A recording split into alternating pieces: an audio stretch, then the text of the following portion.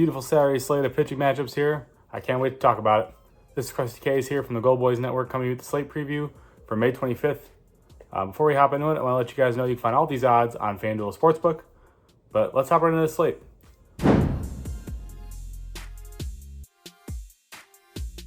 So the first one on our slate is the Toronto Blue Jays taking on Detroit Tigers. This is Jose Barrios versus Reese Olson. This is the first of many good pitching matchups here. I'm loving this Saturday slate. Should be a ton of good games to watch. Definitely see some pitching duels here. But in this one, I'm going to roll Toronto. I just love Barrios. His stuff's been outstanding this season. He just continues to impress me. And I think he gets it done. I think this thing's going to be extremely low scoring, so I couldn't talk anybody off of the under. But for me, I'm going with Toronto on the money line. I like them to get it done. I like Barrios' strikeouts here. I think it's a great spot for him to rack up Ks. Reese Olson, he's pitched really well, and I expect him to pitch relatively well here. But he's coming off that game where he left when he took the ball off the hip. So I'm just not sold he's 100%. That was just like 4 days ago. So give me Toronto. Give me Jose Barrios. I think they get a win here.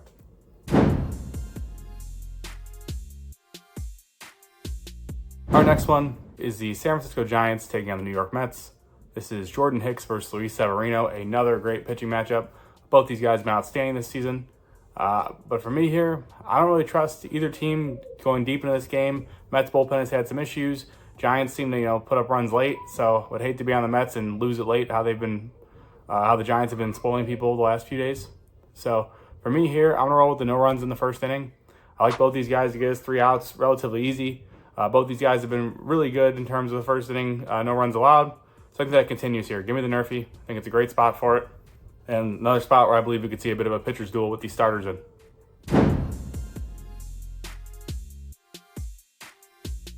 Our next one is the Baltimore Orioles taking on the Chicago White Sox. It was supposed to be Dean Kramer. He was just placed on the IL. So I'm curious to see what the Orioles roll with here. Could be a bullpen game. We could see that Suarez guy once again. Nothing official yet. So a little tough to go over this one, but we're going to do our best. And the White Sox are throwing out Eric Fedde. So Eric Fedde started the season with his hair on fire. He was outstanding. Everybody said that, the KBO solved all his problems. And he's starting to regress back to what we expected. Teams are starting to figure him out. And for that reason, I'm going to roll with the Orioles team total. They put up a ton of runs in the first game.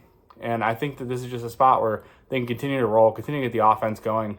Hitting conditions in Chicago have been pretty good. It's been pretty warm, pretty humid, so the ball's been flying quite a bit. I like the Orioles to just keep rolling here. Put up runs. I think they win once again, but I think the safer option is the team total.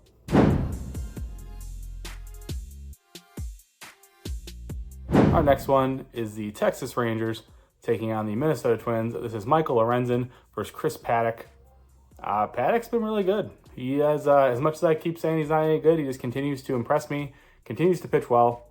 So I regrettably am going to back him here. Give me the Twins on the money line. Paddock, like I said, he's been really good, even though the numbers don't suggest that he should be good. He's kind of proven all those advanced metric guys wrong, including myself, which it's a little frustrating to see, but might as well back him if it's working, right? Lorenzen, he's been all over the league.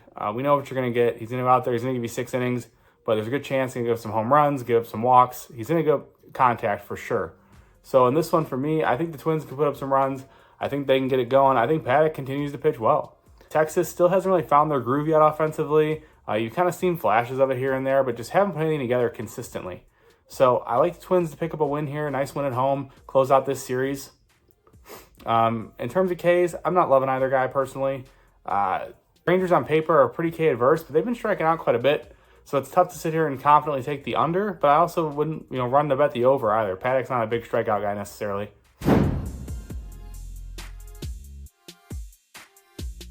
Our next one is the Seattle Mariners taking on the Washington Nationals. This is Logan Gilbert versus Trevor Williams. If you know anything about Trevor Williams, he is the biggest coin stealer in all of baseball. People, including myself, have tried to fade him on numerous occasions in spots where it looks like a can't-miss spot, and he absolutely takes your money, spins a gem, and this kind of feels like one of those spots to me because you're getting Logan Gilbert, who we all know, an unquestioned ace for sure. But Trevor Williams, he's had a nice season, a very nice season.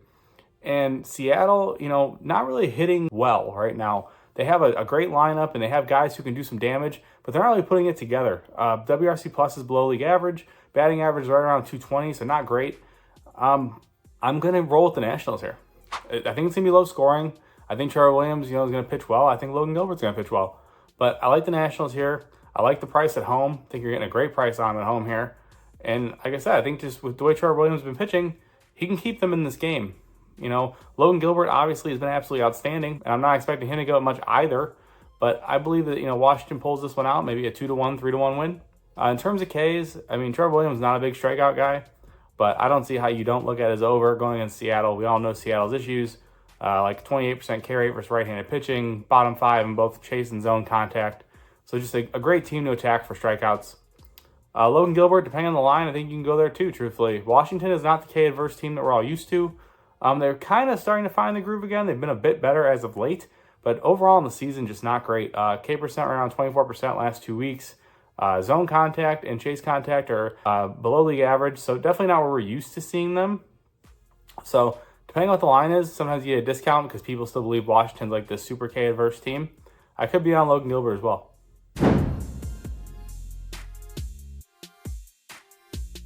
Our next one is the Houston Astros taking on the Oakland Athletics. This is Spencer Arguetti versus JP Sears. Totals at 8.5. I'm going with the over. I like this spot. Houston, obviously, as we know, crushing lefties. Great spot for them to put up some runs. Arguetti on their side, good velo, definitely can strike some guys out. But I do like Oakland to put up some runs here. They've already seen him once this season. I like the familiarity. They typically play Houston really well as well. So give me runs here. I think we see this game, creep over 10 for sure. Expect, these bullpens to probably get some use. Oakland's bullpen's absolutely reeling, which, another little edge there too, because if Sears is struggling, they might have to leave him in.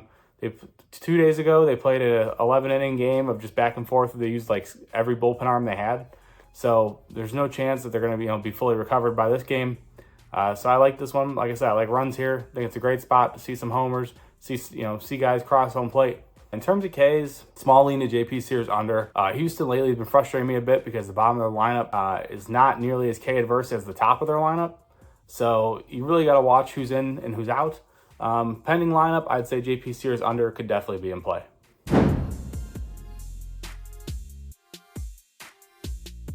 Our next one is the Kansas City Royals taking on Tampa Bay Rays. This is Brady Singer versus Aaron Savale. For me in this one, I'm going to roll with the Royals. Small dog on the road. I like it though. Good spot. Singer, as we know, heavy sinker ball usage, changeup. I like that pitch mix versus Tampa Bay. They're really aggressive. He can get a lot of guys who just beat the ball into the ground. A lot of soft contact, a lot of ground balls. Likely pitch deep into this one. Other side, Aaron Savale, obviously super familiar with these teams in the AL Central. And I just think that Royals are set up to tee off on this guy. Savale has not looked great overall this season. And this Royals team, with the way they're putting bat on ball, the way they're making contact, they're going to do some damage here in my opinion. So Kansas City Royals on the money line. I love it at plus money. I think it's a great look. And I love Brady Singer to pitch well. In terms of Ks, Brady Singer over. Pending line, his line's been a bit inflated as of late because he's had some pretty good matchups. But I think Brady Singer can cover his strikeouts here. Like I said, that sinker changeup combo, I think it's going to play really well against this Tampa Bay team. Wait, before we get back to the picks, I wanted to thank you all for watching. Friends don't let friends watch videos without hitting the like button. So go ahead and press the thumbs up button and like the video. If you're new here and not subscribed, you should go ahead and do so because we're dropping new content each and every day on the Gold Boys Network. We strive to cover every sport and give out picks and analysis and valuable information for free on the Gold Boys Network. So make sure you're subscribed and hit the bell so you can get notified when we drop something new. I'm Brad Thomas. Let's get back to the picks.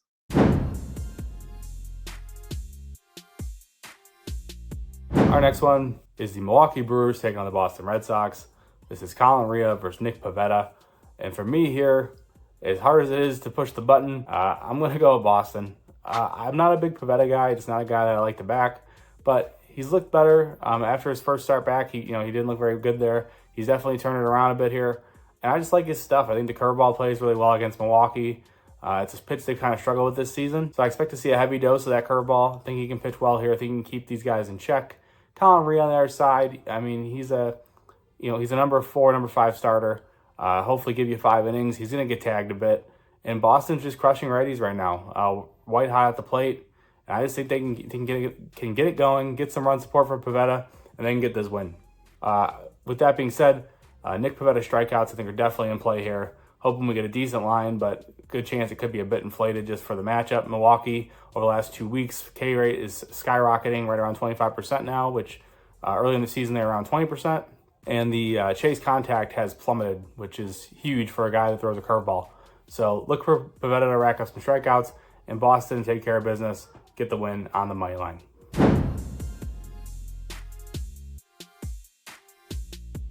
Our next one is the Chicago Cubs taking on the St. Louis Cardinals.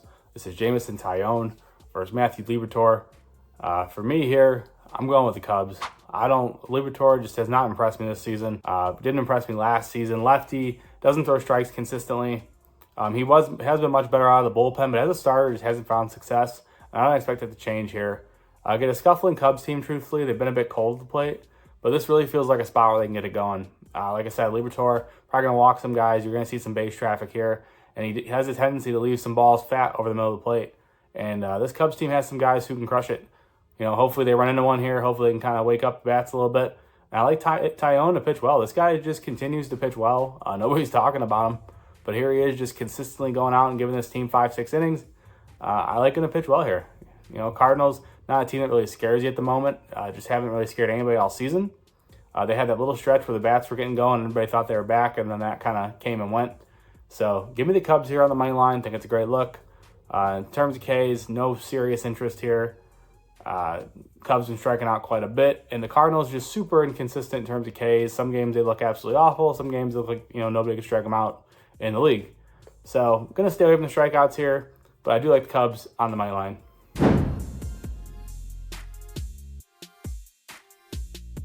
Our next one is the Los Angeles Dodgers taking on the Cincinnati Reds. This is Walker Buehler versus Hunter Green.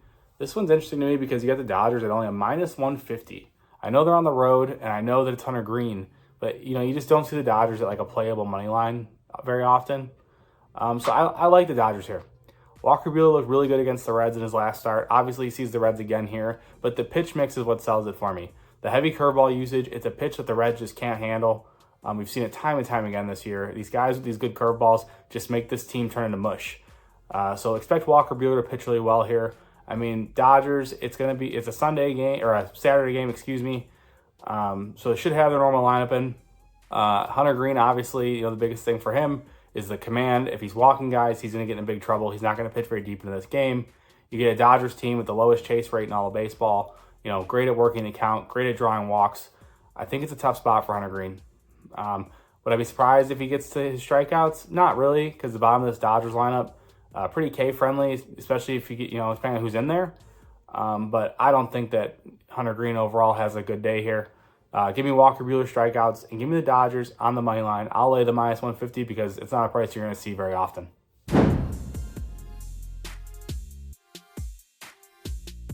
Our next one is the Philadelphia Phillies taking on the Colorado Rockies. This is Aaron Nola versus Dakota Hudson. In this one for me, I'm rolling Phillies team total all the way. They're at Coors. I love seeing a team like this at Coors. They're white hot. The bats are absolutely cruising right now. And Dakota Hudson is a certified turkey tosser. There is no way around it. We've watched this guy pitch time and time again. Pitching for the Rockies just makes it even funnier because you literally pitch in one of the hardest parks to pitch in, and you give up a ton of hard contact. So expect the Phillies to get the bats rolling here. I'm sure the team total is going to be obscene, probably like 5.5, but I'm all over it. I think they could put up double digits here. Rockies bullpen every bit as bad as their starting rotation. So give me the Phillies to put up a ton of runs. I think it comes relatively easy. In terms of Ks, though, Colorado's been a bit better against righties. Dropped quite a bit. Aaron Nola, not a guy that really necessarily going to rack him up. But I do like his Ks here. He's going to feature his fastball. It's not nearly what it used to be. But this Rockies team, for whatever reason, just can't seem to hit really any fastball. So depending on what the line is, I'd be on Aaron Nola Ks for sure.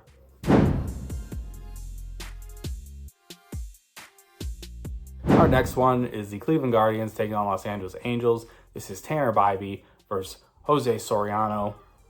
Give me the Guardians. -135 on my line. It's a great price, even on the road. Bybee just been looking really good, looking sharp.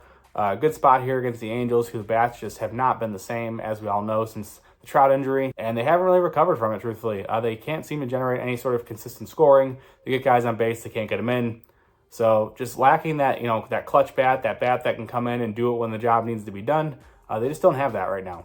So I expect them to continue to struggle. I like the Guardians to win here in a big way. I think Bobby pitches really well. I think his strikeouts are in play. Soriano on the other side, obviously nasty stuff.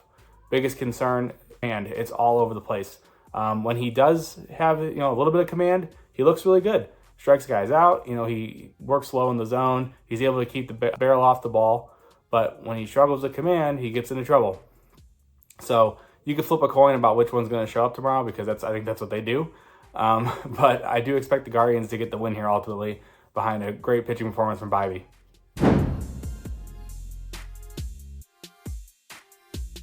Our next one is the New York Yankees taking on the San Diego Padres. This is Marcus Stroman versus Dylan Cease.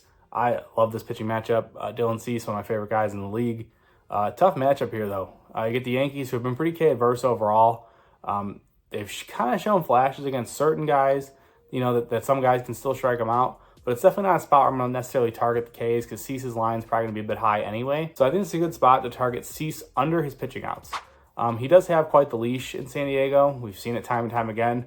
They'll let him go 100+ pitches every start, if he's pitching well. But this is a tough spot. He's been pretty inefficient this season, similar to, previous seasons. And the Yankees see a ton of pitches per plate appearance. I believe it's like 4.4 or something like that. So it's very high. Might be like second highest in the league.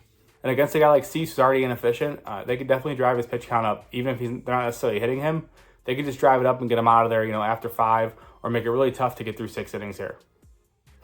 In terms of the side, though, I do like the Padres. I just think Stroman, he had a really good start his last start, and that was like probably his best start of the entire season. So I'm expecting a bit of regression here, because he just hasn't shown that other than that one start. He's been getting hit up quite a bit. This Padres team, I don't love backing their offense, but I just like backing Cease. Like I said, even if he doesn't go 6 innings, I think he pitches well. Stuff's looked really good. He got tagged in his last start. I think that was probably his worst start of the season so far. So I expect a bit of a bounce back here for sure.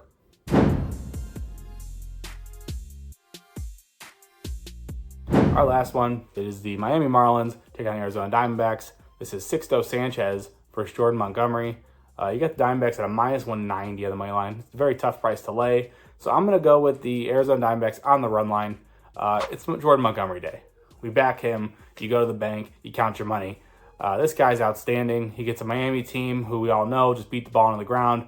Lowest pitch per plate appearance in baseball. They're not hitting lefties. They're not hitting righties. Doesn't matter what you put out there. They're just not hitting right now. This team doesn't have the consistent bats. They don't have good at bats either. So like I said, a lot of quick at bats, usually 1-2 pitches. Montgomery probably pitched deep in this one. I think his pitching outs are 100% in play. But give him Diamondbacks -1.5. That does conclude the slate. If you guys can do me a favor, drop a like, drop a comment. Let me know what you guys are playing. As always, you can get all my plays at goboys.com. And if you have a gambling problem, dial 1-800-GAMBLER. Thank you, guys.